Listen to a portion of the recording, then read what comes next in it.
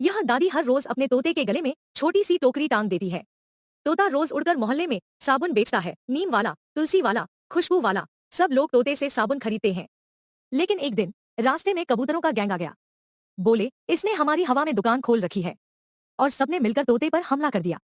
टोकरी गिर गई, साबुन हवा में उड़ गए, एक तो कबूतर के मुंह में घुस गया। तोता रोते हुए दादी को वीडियो कॉल करता है और रोते हुए बोलता है, दादी, कबूतरों ने मेरी दुकान लूट ली। दादी तुरंत पुलिस को कॉल करती है।